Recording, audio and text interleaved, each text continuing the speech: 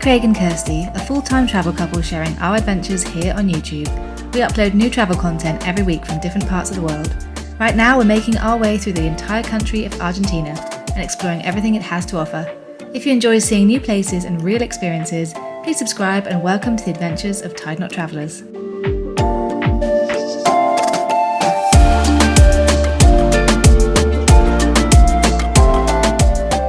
Hey everyone! As promised, here is our top 5 sites in Argentina. So if you're new around here, then we've just travelled around the whole country of Argentina, made a ton of videos on that. But before we leave and go on to our next South American country, here is our top 5 sites. So jump straight into it.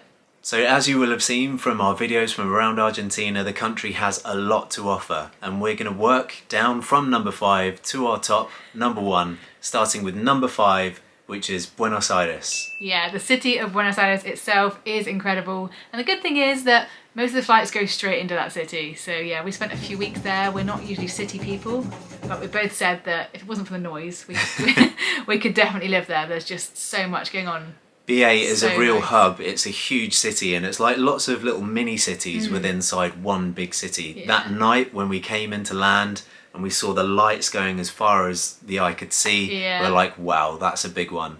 But it's got so many different districts. You've got Yeah. La Boca, San Telmo, Palermo Soho, So nice. Puerto Madero. There's just so many cool different districts which Yeah. each have a different flavour to go and see. Yeah, and Recoleta, if you want something a little bit more upmarket as well, is really nice. But yeah, it had like a very European vibe, really mixed with a nice bit of South American there. So certainly for us, starting off our tour of South America, it's a really good kind of starting point. So yeah, Great place BA to start. definitely has to be in there. A very livable city.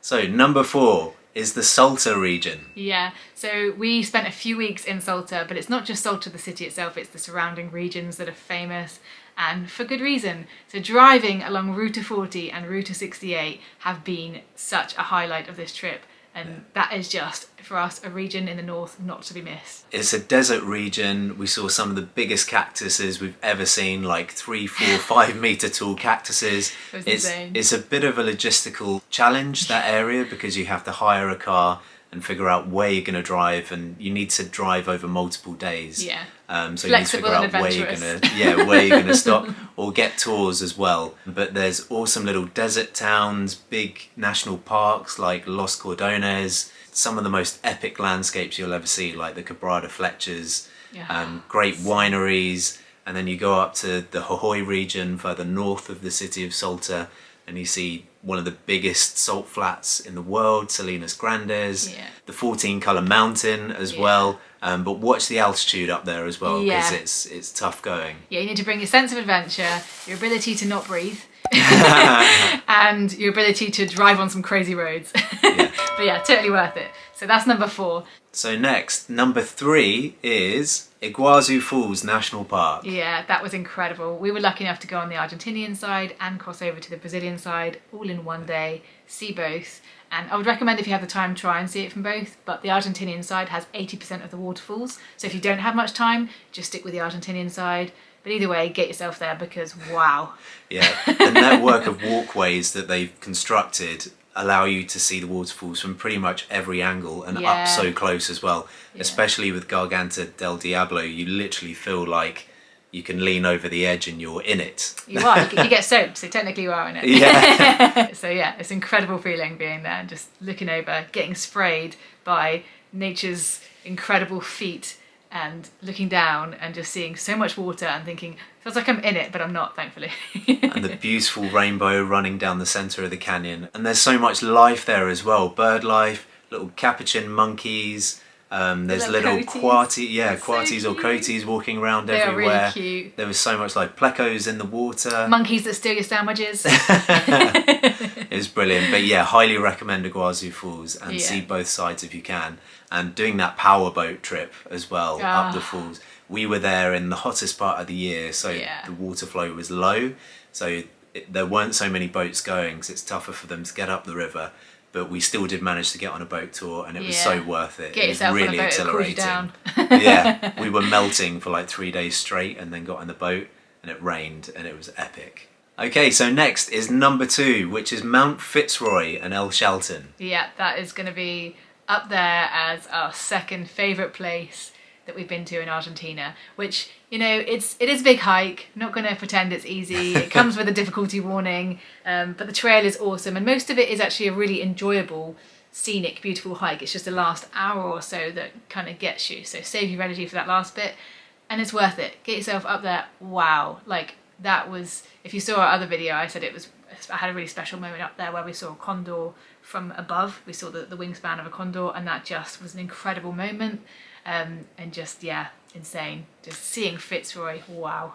Yeah, in terms of the incline of the trail, it starts off quite steep out of El Chalten, and then it's just quite nice and gradual. You kind of go up and down gradually, but it's that last bit, like Kirsty said, that's a real scramble up this kind of loose, rocky path.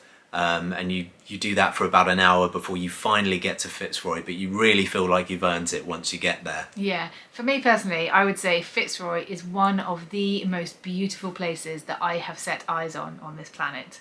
Yeah. And I've been to over 50 countries now, so for me to say that. Just the stunning, vast landscapes, and you've got the lagoons up there and the peaks of Fitz Roy. It's dramatic, really dramatic.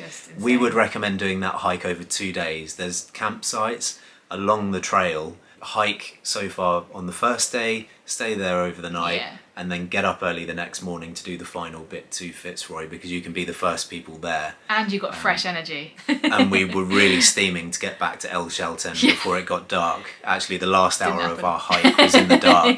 But getting back to beautiful little El Chalten, which has got everything there. The restaurants are fantastic. They've got parillas.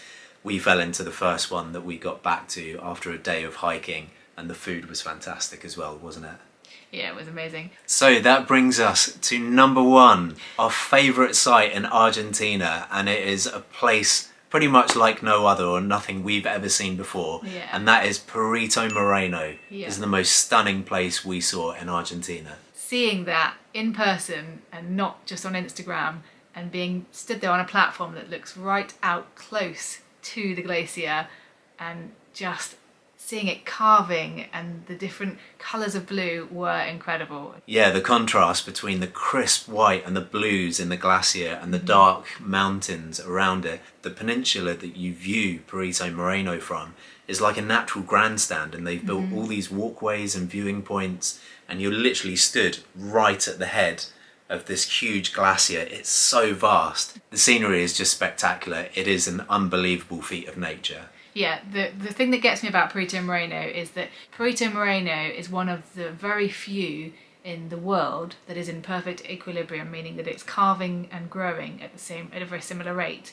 Occasionally it does grow a little far and cuts one of the arms off, which is a really fascinating story that we've explained in another video. So it is an amazing feat of nature that has literally created this huge glacier that pushes down and allows us to get so close to it so safely from a platform. Like, this is just literally a really great example of nature in perfect balance, and that's what blows my mind. There's so many ways to see it as well. You can see it from those viewing walkways, you can go on a kayak, you can go on a boat, or you can walk on it as well, which was incredible. We walked on the glacier. Hiking on it is awesome. And that was an incredible experience. And they even gave us a glass of whiskey at the end with glacier ice in to cool it down. Yeah, pretty authentic way to try a bit of ice.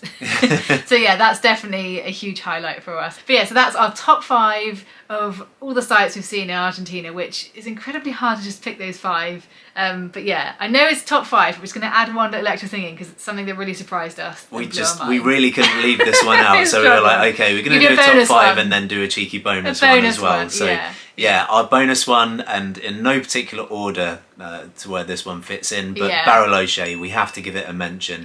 The lake region of Argentina, because it is so beautiful. The drives that you can do around it, Cerrito Chico, and we went to a viewpoint which was Cerro Chao Chao, which just had beautiful views of the Andes mountains and the lakes. You drive around there, cycle, walk, kayak. There's so many different things to do. Yeah, the nice thing about Bariloche and Cerrito Chico and the Seven Lakes is the fact that it's accessible for everyone. So even if you're not into hiking, but you still want to see that beautiful Patagonian side of the country, you can, because you can, like I say, just hire a car and drive around. The Seven Lakes is just a leisurely tour that you drive around. You can just eat and drink your way around. It's lovely. And Cerquito Chico, you can take chairlifts and gondolas around.